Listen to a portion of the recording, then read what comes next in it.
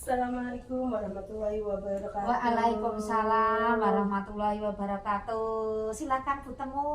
Bu Is. Dari mana saja nih? Jalan-jalan ini Bu Wah, Is. kelihatan seger dan bahagia. Alhamdulillah. Bagaimana kabar Ibu? Baik, Bu Temu sehat. Alhamdulillah. Oh iya. Begini Bu, saya mau Iya. repotin Ibu. Apakah Ibu waktunya ada? Ada Bu Temu, alhamdulillah selalu ada untuk Bu Temu. Iya, jadi GR nih. Ya. Begini Ibu, saya Iya. ada tugas CGP modul 3.1 berkaitan dengan pengambilan keputusan Ya. yang tentang nilai-nilai kebijakan Ibu. Nah, Iya. saya itu disuruh mewawancarai 2 atau 3 kepala sekolah. Nah, Iya. kebetulan Bu Is adalah seorang kepala sekolah, jadi saya ingin mohon sekali bantuannya Ibu untuk sekedar sharing tentang kasus-kasus dilema etika Ibu. Dengan senang hati Bu Temu, semoga dengan kegiatan ini menambah silaturahmi ya Bu Iya, Temu. Ibu. Ya, gimana nih selanjutnya tentang apa ya Bu? Bu Is jadi penasaran. Ini Ibu, tentunya Ibu juga pernah nih mengalaminya karena Ya. ini Ibu kan sudah lama menjadi kepala sekolah. Nah, Ya. selama menjadi kepala sekolah, apakah Ibu itu pernah ya maksudnya mengalami kasus dilema etika atau tidak? Nah, bagaimana cara Ibu mengidentifikasi kasus yang termasuk dilema etika atau rujukan moral Ibu?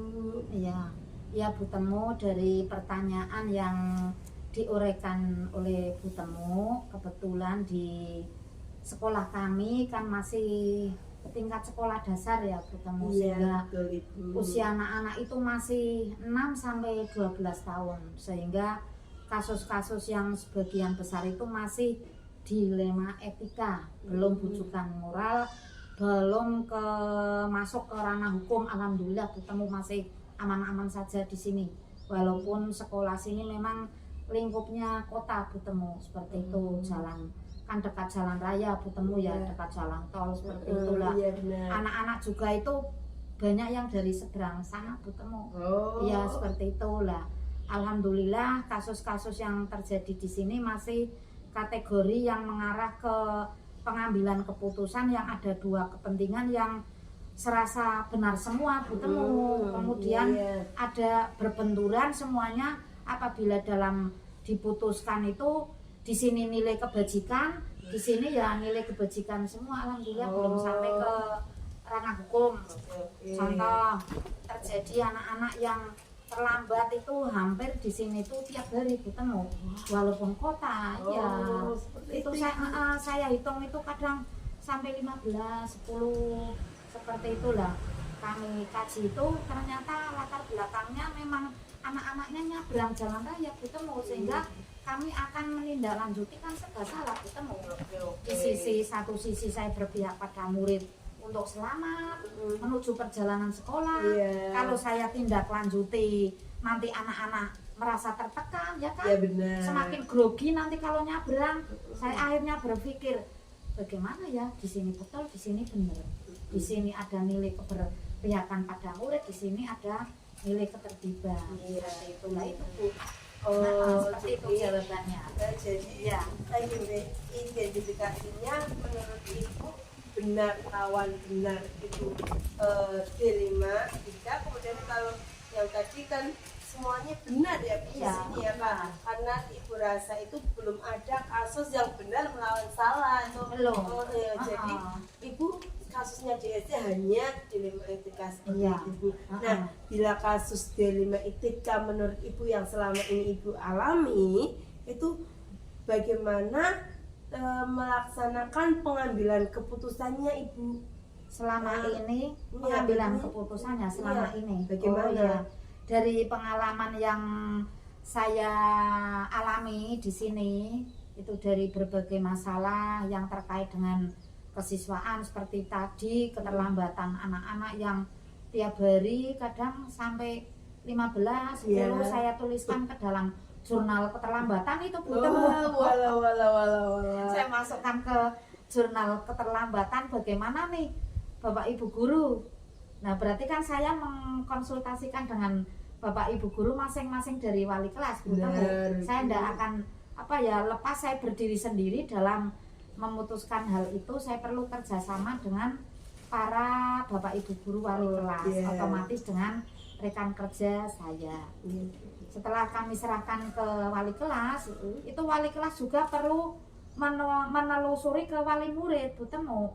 Jadi anak ini kenapa sih sebenarnya, walaupun kadang di sekolah itu bilangnya, Bu saya terlambat Bu bangunnya, Bu saya harus bantu ibu saya yang pergi ke pasar Bu, seperti itu Bu. Kemudian Bu kami belum ada yang menyeberangkan jalan sehingga menunggu om saya, seperti itu kan banyak sekali faktornya Bu Temu, sehingga perlu banyak pihak-pihak yang terkait yang perlu kita ikutkan di situ dalam pengambilan keputusan. Seperti itu Ibu mengambil keputusan itu dengan teman sejawat, dengan wali murid, pihak-pihak terkait diikutkan saat melakukan pengambilan keputusan ya, berarti pihak yang terlibat di dalamnya Ibu ikutkan dalam mengambil keputusan tersebut. Baik Ibu, selanjutnya prosedur apa atau langkah apa yang Ibu lakukan selama ini dalam pengambilan keputusan di LMK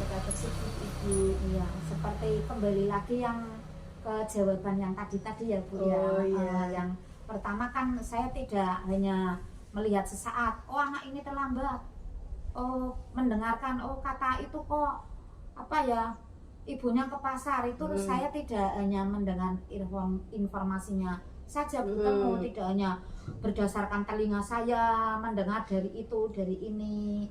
Saya perlu penelitian dengan siapa yang terkait, dengan apa saja faktor-faktor yang menyebabkan permasalahan. Berarti kan intinya kan siapa yang terkait, seperti itu, pelakunya siapa saja, kemudian frekuensi terjadinya itu sering atau tidak, seperti itu Bu Temu. Kemudian peristiwanya itu pada anak-anak itu membebani atau tidak, seperti itu. Intinya mengidentifikasi ya Bu Temu, yang pertama.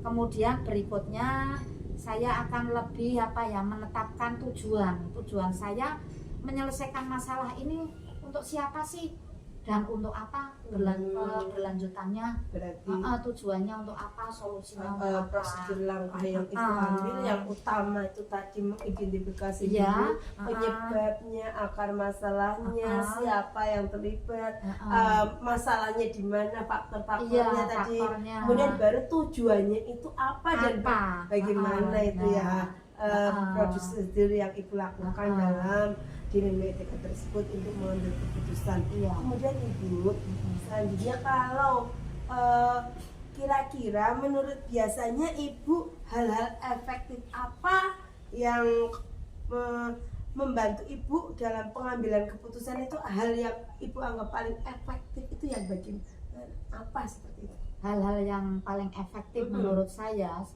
seperti ini Bu. Yang paling utama itu ada komunikasi Bu Temu. Yang pertama itu komunikasi yang baik dan positif, seperti itu. Tidak ada saling prasangka buruk, tidak kita langsung on the point menyalahkan anak. Siapa tahu kan anak itu tidak salah ya Bu Temu ya. Banyak yang perlu kita gali. Jadi kita tidak menyimpulkan apa yang kita lihat saja. Yang kita lihat saja itu di balik itu ternyata banyak semua, banyak lagi penyebabnya, seperti itu. Jadi menurut saya yang pertama adalah komunikasi yang baik dan berbagai arah, jangan searah saja dengan anak, tapi ya dengan guru, dengan wali murid, dengan komite sekolah, seperti itu. Kemudian kita juga perlu penyelidikan, bisa ke rumah anak, mencari fakta-fakta yang betul-betul bisa mendukung data-data kita yang valid untuk musyawarah, untuk menentukan alternatif solusi, seperti itu Bu Temu.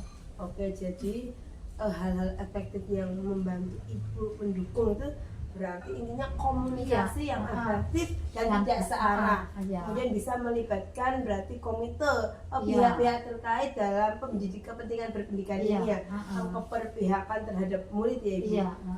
Selanjutnya seandainya ini biasanya di sekolahan panjenengan hal-hal apa namanya tantangan yang ada saat menghadapi kasus yang termasuk dilema etika itu seperti apa tantangannya Ibu? Iya, tantangan kami yang saya alami seperti tadi contohnya ya, kok anak-anak banyak dinasehati, banyak diberi masukan kok nanti dia juga dalam menyeberang jalan apa ya merasa ada beban.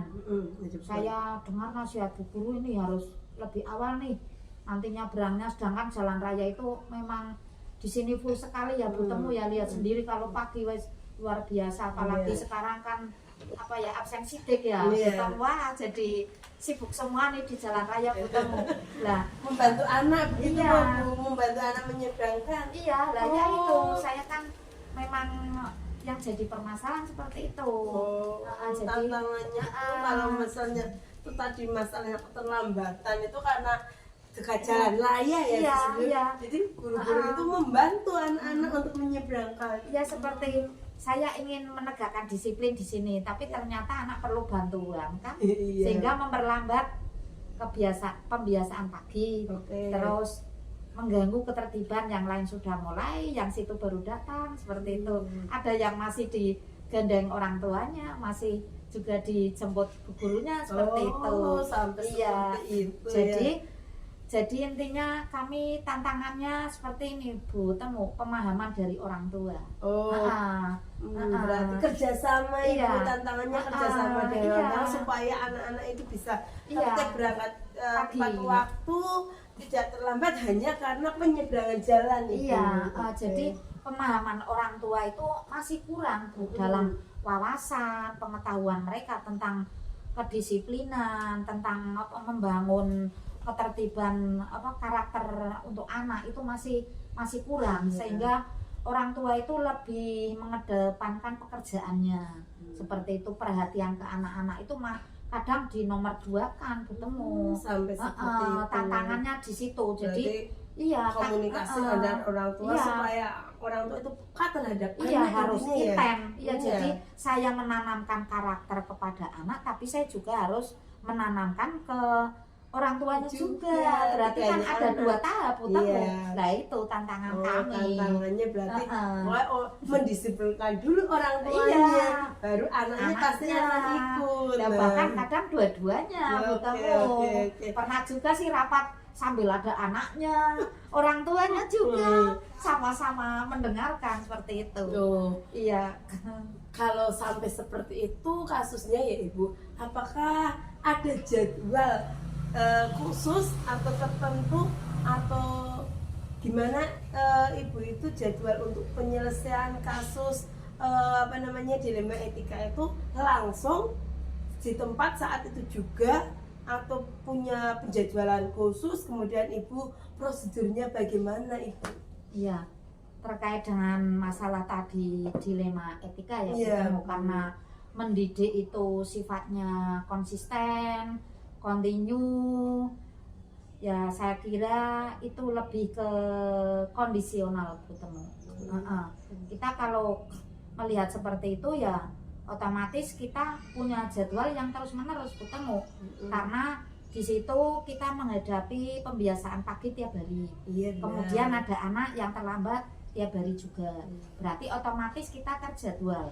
Intinya kita tidak pantang menyerah ketemu dalam menyelesaikan masalah keterlambatan anak-anak. Seperti itu memang dilihat dari lingkungannya, memang keseharian di kota itu memang kesibukan orang tua luar biasa. individualisme Iya, ya, seperti ya. itu. Tapi kalau kita masalahnya ringan ya mungkin tidak perlu dijadwal. Oh, berarti ininya situasional Iya. dalam penyelesaian kasus. Tapi yang ringan itu bisa dikerjakan dahulu. Tapi kalau kasusnya terlalu berat, hanya perlu diselesaikan dengan Iya. tidak terburu-buru ya Ibu. Tapi kalau masalah tiba-tiba datang ya tidak perlu terjadwal. Oh, iya, Kita kan betul. tidak menduga ada masalah. Bu Iya Temu. tentunya. Iya. Siapa sih orang yang ingin punya masalah Tidak itu? ada, tapi Tidak ya ada. yang namanya hidup ya pasti ya Bu Temu. Iya pasti ada cobaan Iya. seperti itu, benar sekali. Kemudian Ibu, adakah seseorang atau faktor-faktor yang mendukung Ibu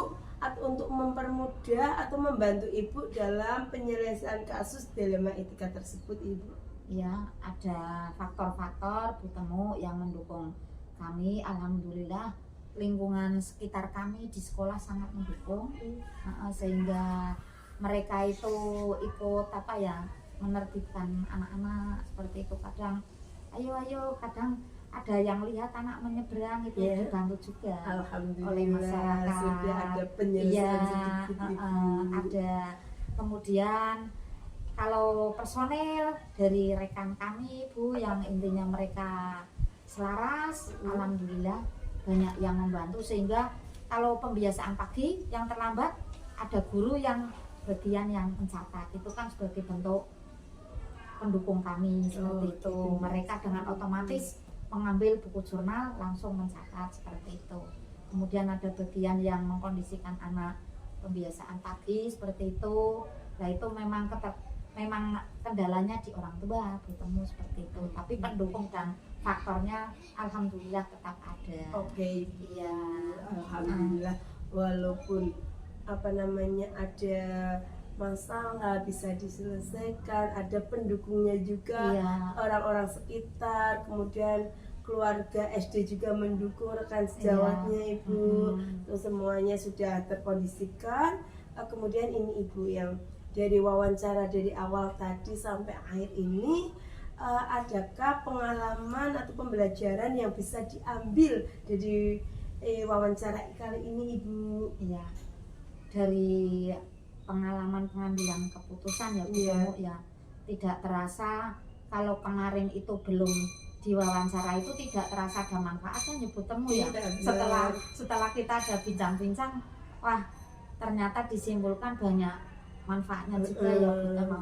Dari analisis tadi saya merasa bahwa manfaatnya kita banyak belajar dalam mengkoordinir orang-orang di sekitar kita, Bu Temu, seperti itu. Kemudian kita latihan mengambil beberapa alternatif dari keputusan yang intinya punya nilai-nilai kebaikan yang lebih banyak, yang punya nilai-nilai keberpihakan kepada murid, yaitu keselamatan mereka, pendidikan utama, kedisiplinan utama, tapi keselamatan mereka lebih utama. Sehingga kami Bu Temu memaklumi atas keterlambatan mereka, karena di sini di SD kita itu memang walaupun masuk gang tapi di di jalur perkotaan, menuju ke jalan Pantura seperti itu, sehingga pengalaman kami untuk menghadapi lingkungan daerah perkotaan Bu Temu, pembelajaran yang saya petik dari ini, kemudian pengalaman menerapkan langkah-langkah pengambilan keputusan yang lebih baik seperti itu. Oke, intinya berarti dalam penyelesaian masalah yang terkait dengan dilema etika, Ibu mengedepankan yang menguntungkan tadi ya, Iya. keselamatan bagi anak, Iya. walaupun pendidikan itu penting, Iya, seperti seperti itu. itu. Dan yang kedua itu tadi apa itu Ibu? Ibu perlu mengkondisikan, Iya, latihan mengkondisikan. mengkondisikan Iya, seperti itu orang-orang yang di luar sekitar. biasa. Iya, Bu, tidak mudah. Tidak hanya anaknya, tapi Orang ternyata tuanya. lingkungan Iya. juga. Guru termasuk, Iya, guru termasuk. mau memahami, mau mendukung program ini atau Iya. tidak, seperti itu. Oke, terima kasih Iya. Ibu. Ini wawancara kita sudah cukup sampai di sini. Semoga jawaban-jawaban Ibu ini bisa menambah khas referensi saya mengenai kasus ini, dan saya bisa mempraktekkan ilmu yang baik ini dari Ibu di lingkungan saya dan menambah wawasan serta sangat-sangat bermanfaat bagi saya Ibu. Sama-sama Bu Temu, saya juga belajar dengan Bu Temu. Nah, saya yang harus belajar banyak dari Ibu. Saya masih junior Ibu. Tapi ya sudah berpengalaman juga. Karena selama ini saya juga sudah mengajar. Oke Ibu, Iya. saya mohon pamit nggih. Iya. Keasikan ya Bu temu Terima jadinya kasih ya. atas waktu yang diberikan. Iya. Mohon maaf apabila ada kata-kata saya yang kurang berkenan di hati Ibu, dan sampai-sampai Ibu seperti inilah saya. Seperti itu. Sama-sama Bu Temu. Saya juga mohon maaf loh. Sama-sama Iya. Bu. Undur diri nggih. Silakan Bu Temu, hati-hati di jalan ya. Terima kasih. Ya. Assalamualaikum warahmatullahi wabarakatuh. Waalaikumsalam warahmatullahi wabarakatuh. Pamit Ibu. Iya.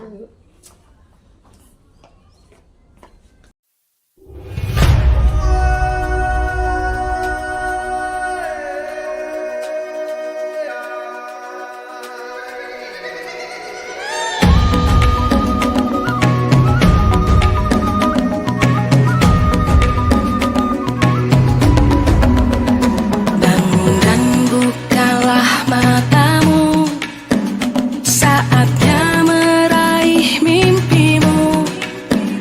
Arahkan pandangan ke depan, Tuhan kan menuntunmu. Sadarilah masa berganti, tantangan kan. Assalamualaikum Bu Aris. Selamat pagi. Selamat pagi juga. Bagaimana kabar Bu Aris? Alhamdulillah baik, tapi sebenarnya agak flu ini Bu. Oh, Ya. kurang sehat ya. Iya. Maaf mengganggu waktunya ya Bu Aris. Oh ya, ada apa kemarin Bu Mumuk menghubungi saya, WA saya, katanya ingin bertemu hari ini. Oh iya Bu Ari, ini saya itu sebenarnya ada tugas mau wawancarai 2 kepala sekolah terkait CGP tugas modul 3.1. Nah, berhubung saya itu dekat dengan Bu Ari, saya berharap Bu Ari mau meluangkan waktunya untuk saya wawancara sebentar. Oh, oke, enggak masalah. Oke. Kalau insya Allah hari ini luang Bu Mumuk. Wah. Silakan kita berbincang. Alhamdulillah kalau begitu saya tidak mengganggu. Semoga dengan wawancara ini saya bisa nambah pengalaman begitu Bu Ari. Begini Bu Ari, maksud kedatangan saya yang pertama wawancara tentang kasus D5 etika ataupun Pengambilan keputusan. pengambilan keputusan itu dalam kebijakan moral Bu Ari. Nah, selama ini Ibu sudah menjadi kepala sekolah, bagaimanakah cara Ibu untuk mengidentifikasi kasus-kasus yang termasuk D5 ITK ataupun itu kasus bujukan moral?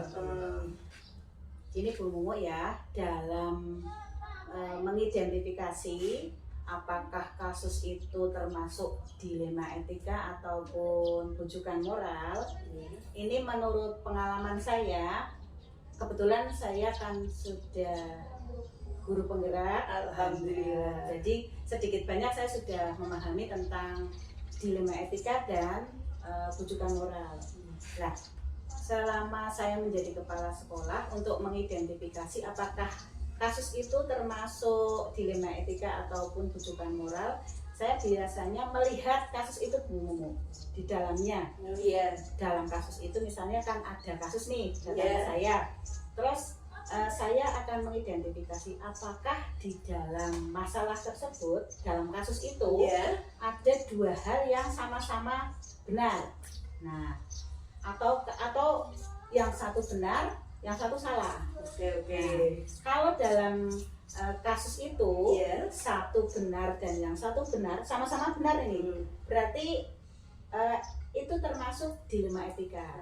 Nah, tapi kalau dalam kasus itu yang satu benar, terus yang satu salah.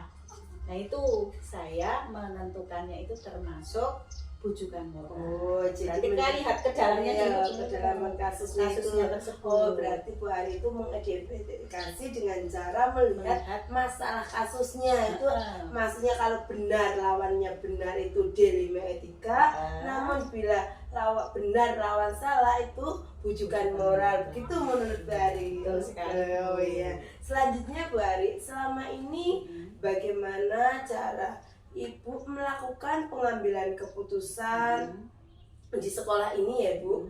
Itu iya, di sekolah ini di mana ada 2 Yang dimana benar. sama-sama benar atau Dilema. dilema etika itu bagaimana Ibu mengambilnya? Pengambilan keputusannya. Iya, pengambilan keputusannya. Berarti kan seperti ini ya, kalau misalnya ada kasus nih datang ke Iya. saya, terus saya lihat kok, oh ini kasusnya di dalamnya ada dua hal yang sama-sama benar. Iya, Sulit itu pun untuk menentukan keputusannya. Kalau saya menentukan yang satu ini benar, terus yang satu juga benar kan? Iya. Jadi saya intinya tidak tergesa-gesa, tidak langsung menentukan yang ini aja atau yang ini saja, tidak, karena dua-duanya benar. Jadi kan harus, kalau saya itu perlu pertimbangan. Nah, dalam mempertimbangkannya itu saya biasanya mengkonsultasikannya dengan rekan kerja, dengan teman-teman guru. Terus kalau misalnya tidak ada titik temu, saya biasanya mengkonsultasikannya dengan atasan saya, yaitu pengawas dinas, dalam ini Pak Parieti. Biasanya mengkonsultasikannya. Jadi tidak terburu-buru. Kalau itu kan hal yang sama-sama benar sih itu. Iya. Jadi Bu Ari bila mengambil keputusan itu tidak langsung ya, intinya menentukan dulu ini benar-benar, jadi dipertimbangkan dan nantinya akhirnya mencari solusi yang paling mendesak, paling penting, inilah yang diambil dulu. Tapi kalau pokoknya bisa nanti sambil minta referensi seperti itu kan.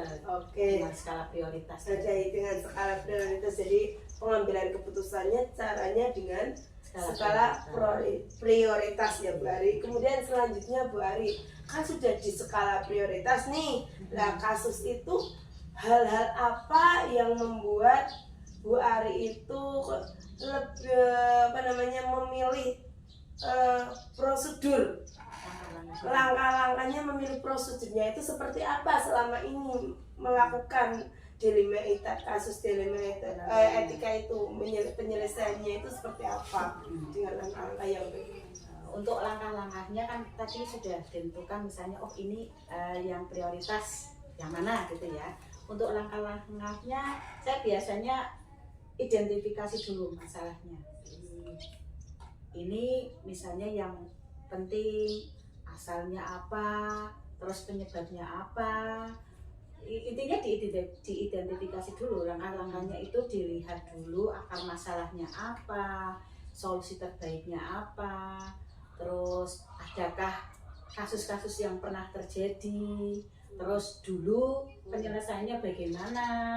Nah, kita bisa mempertimbangkan adakah misalnya dulu sudah ada kasus yang sama, terus pengambilan keputusannya seperti A, tapi kok menurut saya untuk hari ini kok pengambilan keputusan yang A itu kok kurang cocok.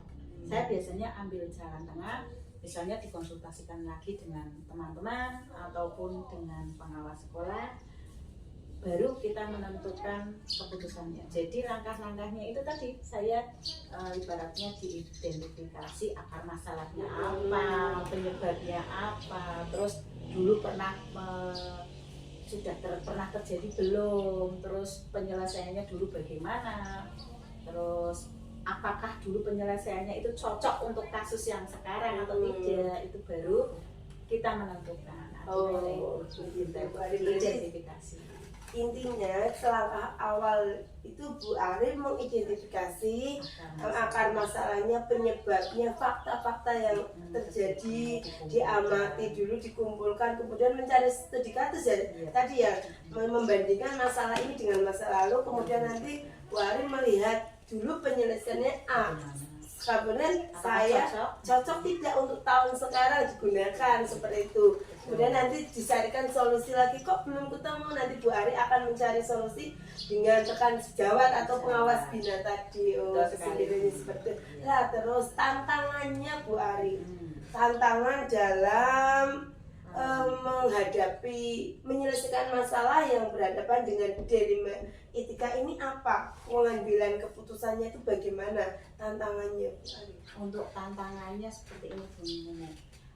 Dalam pengambilan keputusan kan kita kadang ada kasus dilema etika yang sesegera mungkin harus kita putuskan. Iya, benar. Itu harus kita ambil keputusan secara cepat. Padahal kita belum pernah melihat kasus yang sama dan penyelesaiannya kan belum pernah kita tahu karena tapi itu harus membutuhkan waktu yang cepat. Jadi kita harus sesegera mungkin menyelesaikannya. Ini yang menjadi tantangan bagi saya karena belum ada kasus-kasus yang sama dan itu segera harus diselesaikan. Itu untuk tantangan bagi saya. Oh, jadi tantangan bagi Bu Ari selama pengambilan keputusan DLMA ETK itu menurut Bu Ari sendiri jika kasusnya itu sudah mendesak harus diselesaikan, sedangkan Bu Ari itu belum pernah atau menerima referensi kasus tersebut. Iya. Atau setidaknya mirip itu belum ada. Nah, jadi Bu Ari kesulitan tersebut ya dijadikan alasan mengapa itu sulit karena Bu Ari belum pernah melakukan atau menemukan kasus yang sama. Nah, seperti itu. Jadi nanti solusinya bagaimana itu Bu Ari kalau menemukan kasus yang seperti itu? Ya biasanya ini saya tadi itu konsultasikan dengan teman-teman satu sekolahan, satu rekan kerja, teman sejawat. Kalau tetap buntu ya kita konsultasikan dengan pengawas bina tadi. Oke, berarti Bu Ari solusinya memanfaatkan teman sejawat untuk membantu menyelesaikan mungkin ya. Teman sejawat itu mempunyai pengalaman yang lebih ya. Kalau memang tidak ketemu akar masalahnya bisa diselesaikan dengan minta konsultasi dengan pengawas bina. Oke, benar. Terus apakah ada jadwal tertentu untuk menyelesaikan kasus seandainya ada masalah nih? Tapi Bu Ari harus menyelesaikan itu apakah di jadwal atau nanti dieksekusi di tempat kasus itu atau nanti nanti dulu rencananya seperti itu. Nah, terus seandainya kok terjadi seperti itu prosedurnya bagaimana Bu Ari? Berarti ini masalah jadwal penyelesaiannya ya. Jadwal. Begini Bu Mumu, kalau saya itu saya lihat dulu kasusnya. Apakah itu kasusnya harus sesegera mungkin diselesaikan ataukah kasusnya itu perlu waktu lebih atau untuk menyelesaikannya. Nah, kalau kasusnya itu ibaratnya ada cukup waktu untuk penyelesaian dan untuk penjadwalan penyelesaiannya itu ya saya jadwalkan, artinya tidak ada jadwal khusus Bu untuk penyelesaiannya. Jadi dilihat dulu kasusnya itu apakah segera mungkin atau ada jeda waktu. Kalau ada jeda waktu biasanya ya tentu saja dijadwalkan untuk penyelesaiannya. Misalnya kok penyelesaiannya minggu depan. Nah, artinya ini kita harus membicarakan dulu, dijadwalkan penyelesaiannya bagaimana, akar masalahnya bagaimana, berarti ada jadwal. Kalau sesegera mungkin diselesaikan ya tidak ada jadwal, harus dengan cepat diselesaikan.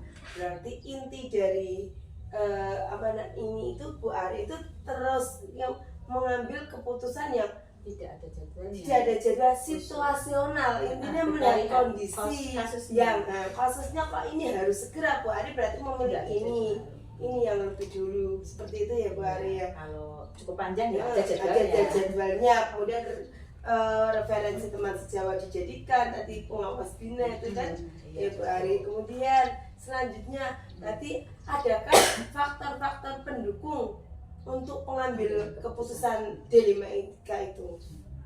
Kalau faktor pendukung, saya ini berpikiran berpikiran aset. Iya. Apa itu? Atau ibaratnya apa ya? Apa yang saya miliki? Saya memanfaatkan apa yang saya miliki, baik itu lingkungan saya, rekan sejawat itu.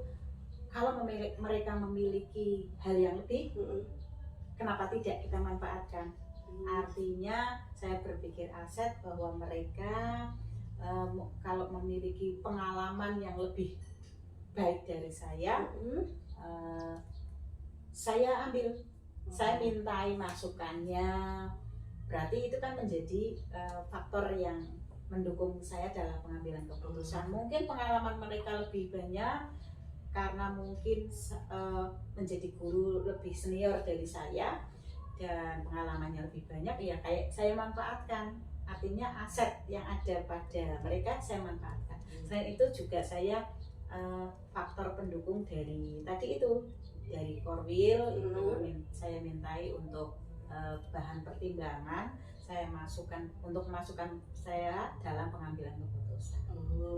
Jadi faktor-faktor pendukungnya ini diutamakan aset dulu ya Bu Ari. Setelah itu baru kalau tidak ada penyelesaian minta dukungan dari Korwil seperti itu untuk membantu menyelesaikan kasus. Bagus sekali ya, bagus sekali nih Bu Ari, bisa untuk referensi saya. Oke, selanjutnya ini Bu Ari. Nah, dari sekian banyak hal yang telah Ibu Ari sampaikan, pembelajaran yang dapat diambil dari kasus-kasus pengambilan keputusan di dilema etika ini apa Ibu Ari? Pembelajarannya ya? Pembelajarannya yang pertama Bu ya, kita itu dalam pengambilan keputusan tidak boleh tergesa-gesa. Tidak boleh tergesa-gesa. Tidak boleh tergesa-gesa. Ini yang satu. Yang pertama, paling utama ini dalam pengambilan keputusan tidak boleh tergesa-gesa. Kita harus melihat masalahnya. Apakah ini termasuk dilema etika atau termasuk bujukan moral. Berarti Bu Ari mengidentifikasi kasusnya. Intinya tidak boleh tergesa-gesa. Terus yang kedua itu kita harus memanfaatkan aset yang ada. Apa yang kita miliki manfaatkan untuk pengambilan keputusan.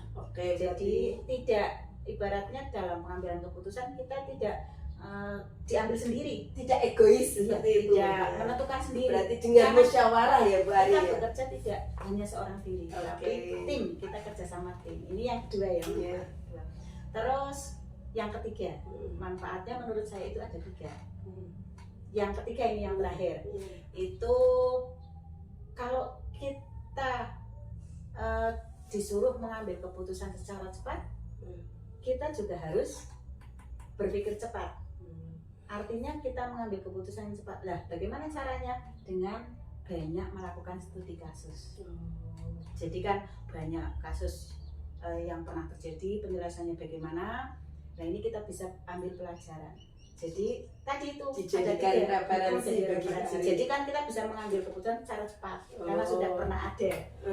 Berarti pembelajarannya itu menurut Bu Ari ada 3. Yang pengambilan keputusan yang pertama itu tadi Bu Ari itu tidak boleh tergesa-gesa. Kemudian yang kedua Bu Ari itu memanfaatkan asetnya Bu Ari yang ada.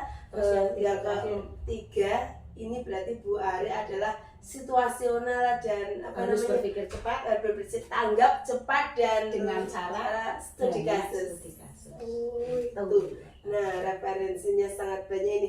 Terima kasih Bu Ari atas waktunya sehingga saya bisa memperoleh ilmu baru. Alhamdulillah. Saling berbagi. Terima kasih sekali Bu Ari, sehingga kedepannya saya ingin belajar lebih lagi dari Bu Ari. Karena saya masih baru, semoga ini menjadi pahala buat Bu Ari. Dan Bu Ari menjadi tambah sukses, bermanfaat untuk Bu Ari, juga saya dan orang lain tentunya, terutama untuk anak-anak kita di dalam dunia pendidikan. Begitu ya Bu Ari. Terima kasih. Kalau begitu saya izin pamit pulang. Terima kasih. Wassalamualaikum warahmatullahi wabarakatuh. Monggo. Ini Bu.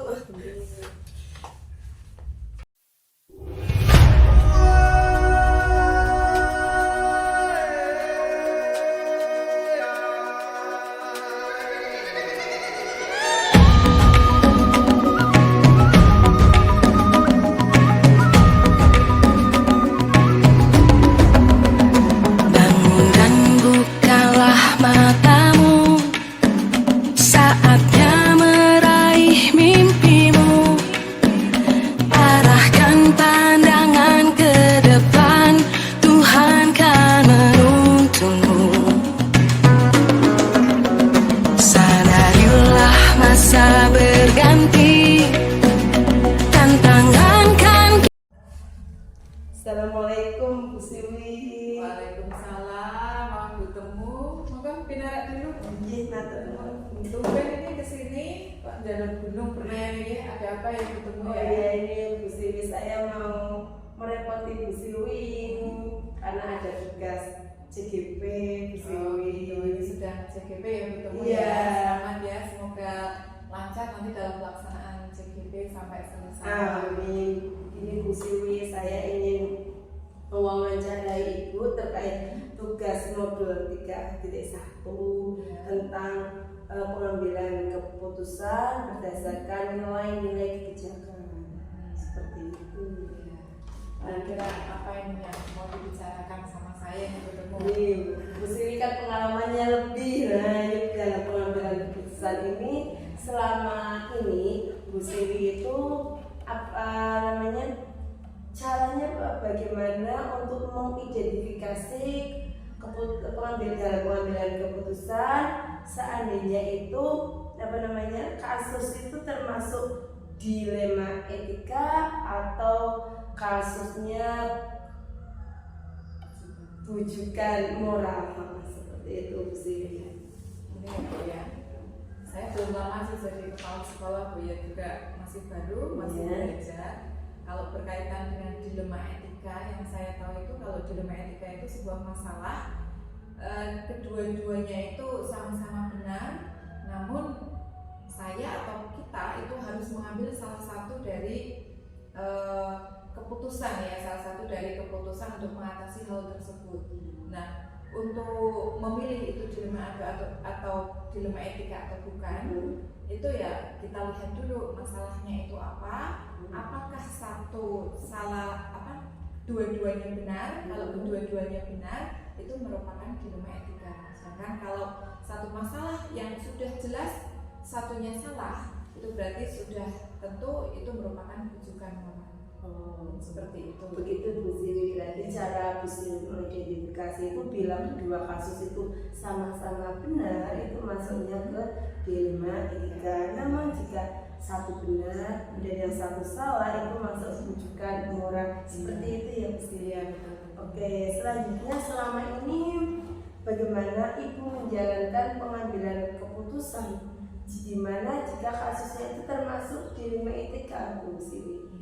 Gini, selama ini itu saya selalu mengidentifikasi kasus dari berbagai sudut pandang yang ketemu ya. Kemudian setelah itu saya menimbang, saya juga berdiskusi dengan Bapak Ibu yang ada di sekolah, Bapak Ibu guru, juga kadang dengan tenaga kependidikan. Itu secara matang nanti mana yang paling benar dan keputusan tersebut menguntungkan banyak orang, atau ya istilahnya maunya sih menguntungkan banyak orang, tapi tidak semua masalah itu jika dalam satu sekolah itu pasti ada yang dirugikan Bu ya, biasanya seperti itu. Nah, saya lebih memilih penyelesaian dari masalah tersebut, memilih yang keuntungannya lebih banyak dan kerugiannya sedikit. Jadi kesimpulannya itu Bu Siwi itu kalau penyelesaiannya itu biasanya mengambil yang lebih sedikit dampak negatif atau resikonya dan mengambil lebih banyak keuntungannya, seperti itu ya Bu Siwi. Jadi pengambilan keputusan ini setelah dibicarakan dengan rekan-rekan, ternyata pengambilan yang paling tepat menurut Bu Siwi ini kalau dilema etika yang lebih banyak menguntungkan manfaatnya untuk masalah ini. Untuk peserta didik. Oke. Selanjutnya ini Bu Siwi, langkah-langkah atau prosedur apa yang biasanya Ibu lakukan jika penyelesaian kasus dilema etika tersebut langkahnya?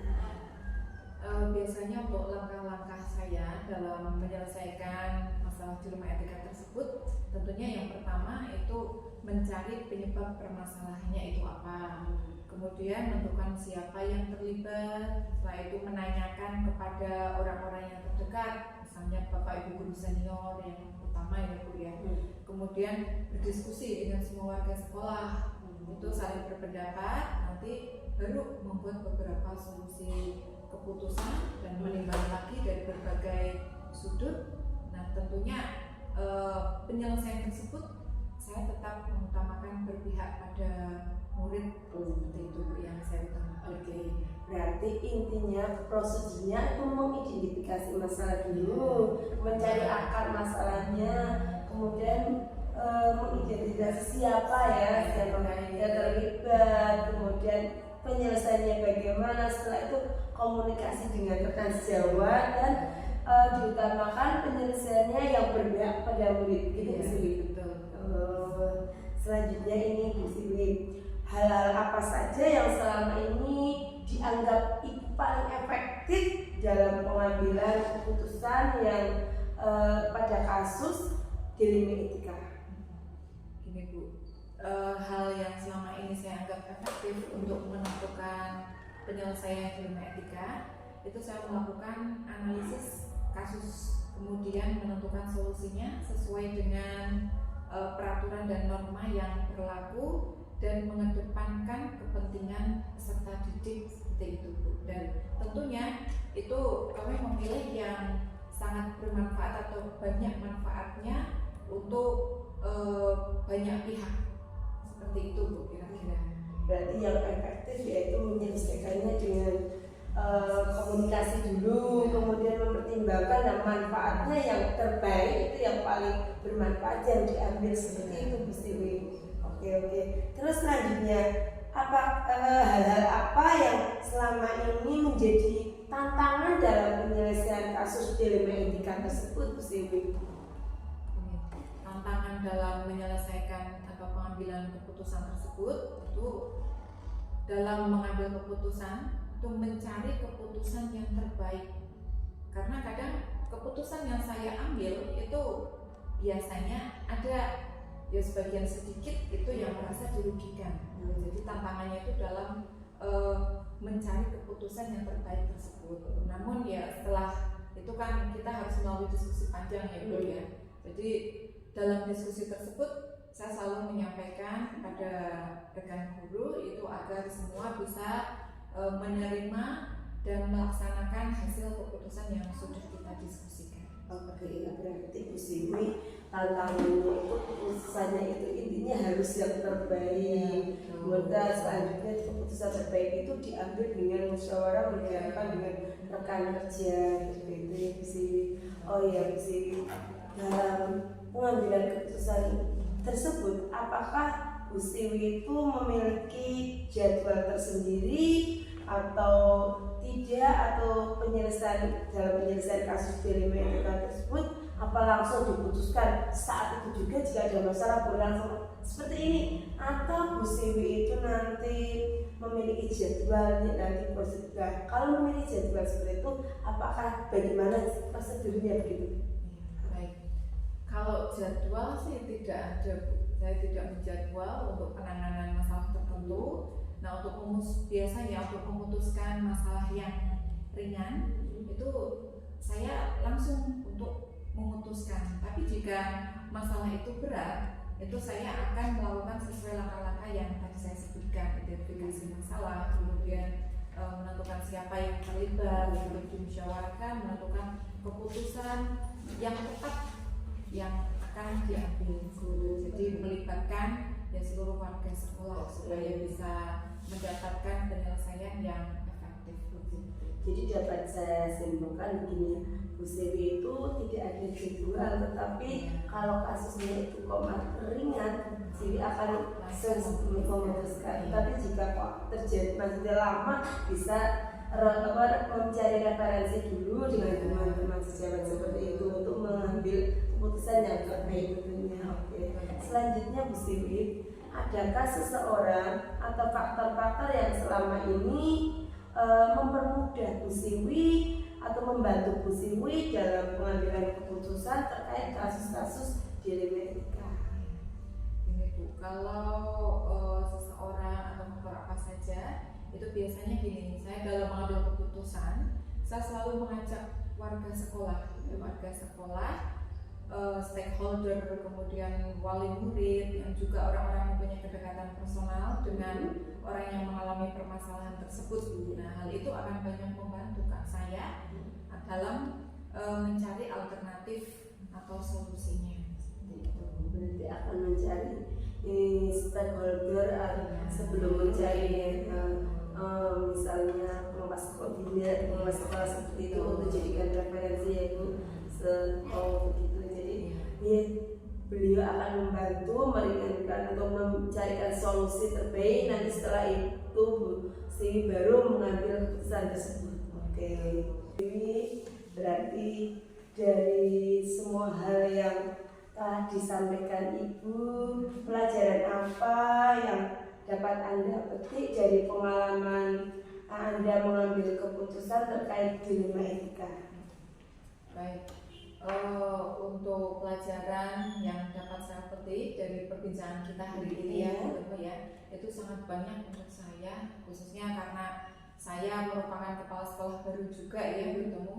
Jadi banyak sekali, karena ya di sekolah saya itu juga banyak hal-hal atau masalah itu yang terkait dengan dilema etika yang memang tidak mudah untuk diselesaikan untuk masalah dilema etika tadi.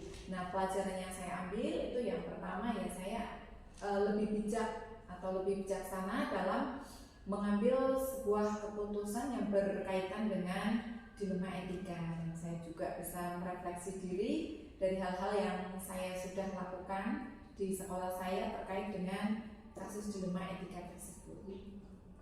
Oh, berarti kesimpulannya Bu Siwi ini pelajaran yang diambil dari kasus-kasus wawancara ini itu lebih bijak lagi ya Bu Siwi dalam pengambilan keputusan terkait dilema etika ataupun nanti rujukan moral. Kemudian Bu Siwi juga akhirnya merefleksi kasus-kasus yang telah lama untuk dijadikan pertimbangan lagi dalam pengambilan keputusan.